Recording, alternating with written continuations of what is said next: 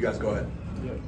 What kind of feel do you have for a team with so many new pieces trying to come together, but you've obviously had some time with them now? I think we got a pretty good feel. The fortunate part about college that you don't get in the NBA is you have such a long runway, right? Usually the NBA, you have your young guys over the summer that you can work with, but for the most part, you get them a couple weeks before your first game. And so you're trying to get all this in. This is new in a good way.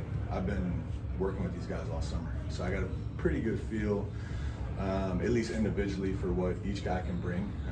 Now collectively, it's going to be fun to watch these guys compete now that we have real practice time and we get after in real scrimmages, and you start tweaking the lineups a little bit and figuring out who plays well with who, and who can help the other guy, and all those fun things that actually go into winning.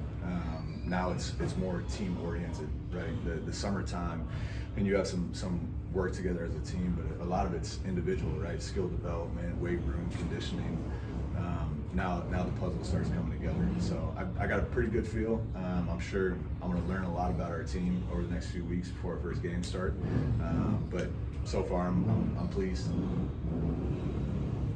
Are you in specialized mode? I think you said last time that you want everybody to do everything and shoot whenever you want to shoot, but then you're going to kind of narrow guys down to their strengths. Are you kind of getting to that point? Yeah, I think first and foremost, I think the best teams figure that out on their own. They have to have some self-awareness of what they actually bring to winning. But those meetings will start this week, sitting down individually with guys and having those conversations of, hey, this is what we're thinking, but tell us how you think you can impact winning for this team. Most guys will hit it square on, and now you can hold them accountable. Some guys will need some guidance of, all right, that's a good answer. I might have a better answer for you, and let's come to that agreement. So that, by the time the season starts through this preseason, you have those roles and responsibilities on the court that are directly laid out, and there's no confusion on when you get in the game how you can impact the winning. From a conditioning standpoint, so that's one of the things you're most proud of since you got here. Where are the guys now, and what do you want to see from the next few weeks? I think we're in a good spot. We're nowhere near where we need to be, and that's part of the preseason, right?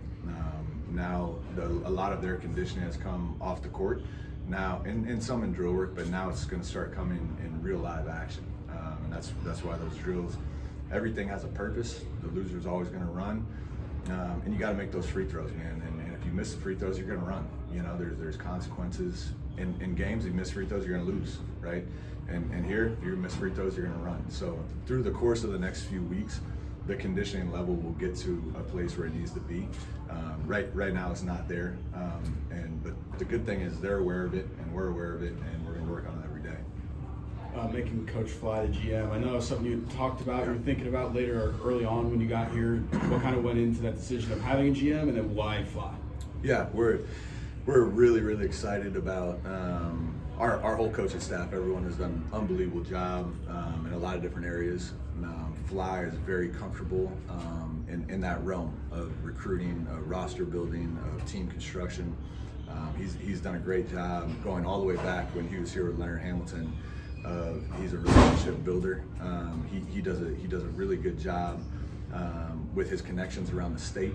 And so through this process, and I was interviewing, I don't know how many, some from the NBA level, some from college level, some agents. I was interviewing for that spot because I knew I wanted to fill it at some point this season before the portal hit. And I'm looking around, and Fly's already doing 80 to 90% of what I'm going to ask these guys to do. And I trust Fly. He's like a brother of mine. So all of those things went into it.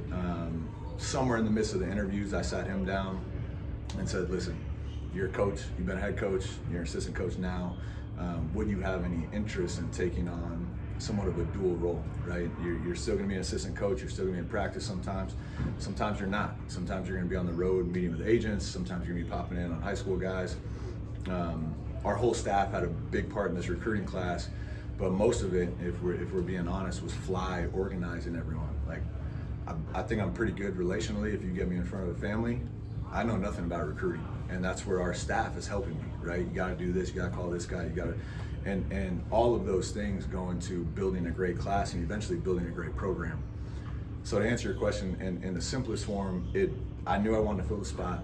I had a guy next to me already doing most of the work, And now he's just doing a little bit extra work on that side in terms of, you know, agent relationships, NIL fundraising, of helping me with all those things. So I'm super excited. He's hit the ground running. He's not in practice today because he's in South Florida recruiting, and that's something that will continue. He's going to spend a lot of time with our team, but he's also going to spend a lot of time on the road helping me build the foundation of this program. Why did you want to get Derwin back around the program?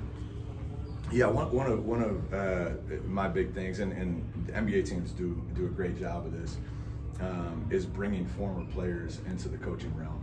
And Derwin, as a teammate, I don't want to say he was my favorite teammate, but his demeanor was always so impressive, right? When the highs were high, he was right here. When the lows were low, he was right here. And a lot of that goes into coaching, right? So we actually had the conversation, unfortunately, at Ryan Reed's funeral of, would you have any interest? I had the spot open from Amaro leaving. I knew at that time the conversations were starting to fly, so I knew I was going to be down to coach. Ton of people calling for that spot. The interest was, it kind of blew my mind a little bit how many people were interested in coming to Florida State, which was great because you get to know people and talk to people. I knew I wasn't going to hire too many people I didn't know, and what a great opportunity. He was an unbelievable player here, unbelievable professional career. He had been doing some stuff in coaching in Central Florida in terms of working guys out and helping high school kids.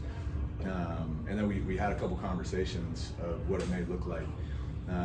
I know I could go get a more experienced coach, but I don't know if I could find a better person for the job that knows Florida State, that I can help get a footing in the coaching world, and he can help me in so many different ways, knowing my personality, knowing at times how to calm me down, and he just has a great way with the guys. He can bring so much more to that position than hiring, you know, Joe Smith from wherever. I'm super excited about Derwin, and already the building can feel like bringing former players back in all these different roles, to me has a more special meaning than just putting the quote unquote best staff together. It's like, no, what's the best staff for Florida State? Very good. Guys, I'm going to bring out Coach Moran to introduce him a little bit. You can ask him some questions.